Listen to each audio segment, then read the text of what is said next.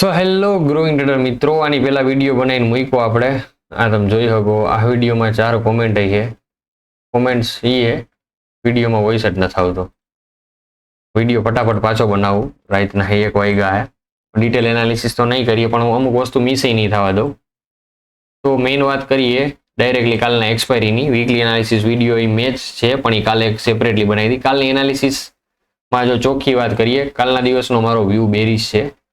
હવે તમે લોકો જોવા જાઓ તો એક બહુ ફની વેમાં મસ્ત મહેનતથી વિડીયો બનાવ્યો હતો, પણ હવે મેં જો મહેનત કરી ભૂલી જાય.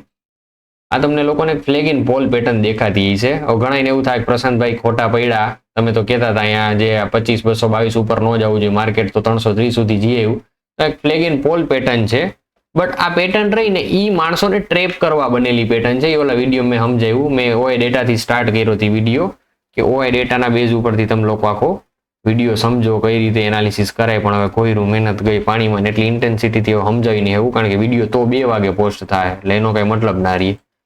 તો આ ફ્લેગ ઇન પોલ પેટર્ન છે. ફ્લેગ ઇન પોલ પેટર્નનો નિયમ છે, જેટલું અહીંથી આ પીપડું ને 480 પોઈન્ટનું, એટલું અહીંથી બ્રેકઆઉટ થયા પછી એક હરખી મુવમેન્ટ આવી જોઈએ. જો આ મૂવ સાચો હોત ને તો આ રિટ્રેસમેન્ટ પછી જ, કારણ કે 2 કલાકનો રિટ્રેસમેન્ટ કન્ટિન્યુ મૂવ અપસાઇડનો આવી ગયો હોત, બટ એ એટલો મૂવ એક ખરખો નથી આવ્યો. એટલે આ છે બુલ ટ્રેપ. 25,000 ઉપર જે માર્કેટ છે એ બુલ ટ્રેપ તરીકે ટ્રીટ થાય. ઇન ડેપ્થ એનાલિસિસ કાલ પાછું કરીને દેખાડ દઈશ, બરોબર. અને ઓલો વિડીયો ડિલીટ નથી કરી નાખીશ, જોતો હોય તો પછીથી અપલોડ કરી દઈશ, કારણ કે એમાં અમુક જે વિડીયો કેપ્ચરિંગ છે ને એ ઇમ્પોર્ટન્ટ છે. એટલે આ હેડ એન્ડ શોલ્ડર પેટર્ન તમે લાંબા ગાળાની ધ્યાનમાં રાખો, નહીં કે ટૂંકા ગાળાનું આ ફ્લેગ ઇન પોલ પેટર્ન, કારણ કે આ ટ્રેપ પેટર્ન બની છે. આ બધાને તેજી દેખાડવા માટે જ બની છે. બીજું, કાલનો એક્સપાયરી પૂરતો વ્યૂ શું રાખવાનો?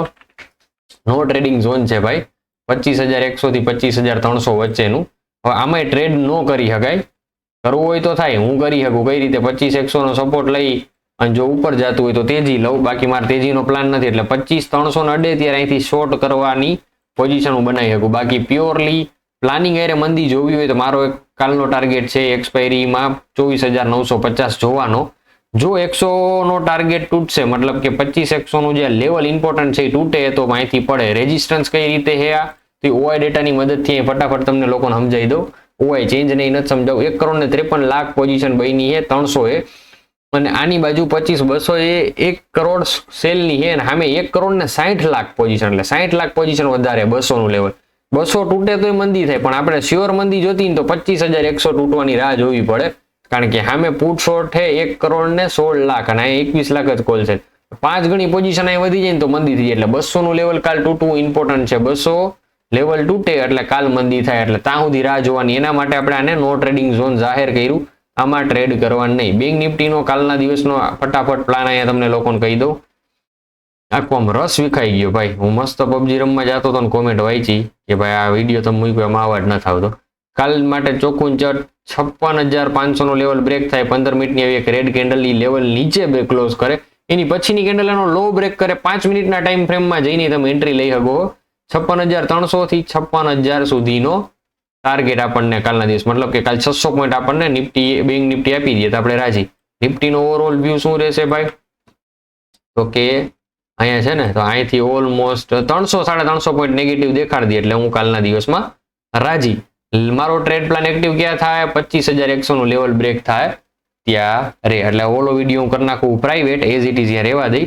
ફ્રેશ વિડીયો અત્યારે હમણાં અપલોડ કરી દીધો, જોઈ નાખજો ને કોમેન્ટ કરજો ભાઈ. બહુ બધી આમાં મહેનત થઈ, એમને વિડીયો નથી બનતો. ઇન્સ્ટાગ્રામમાં ખાસ કરીને ફોલો કરજો યાર. નોન ફોલોવર જાજા હે, એમાં ફોલો કરતા નથી, આવીને જતા રહીએ ફટ કરતા. એટલે ફોલો કરો, કોમેન્ટ કરો, મહેનત જાય જાજી આમાં. મળીએ નેક્સ્ટ વિડીયોમાં. જય હિન્દ, જય ભારત.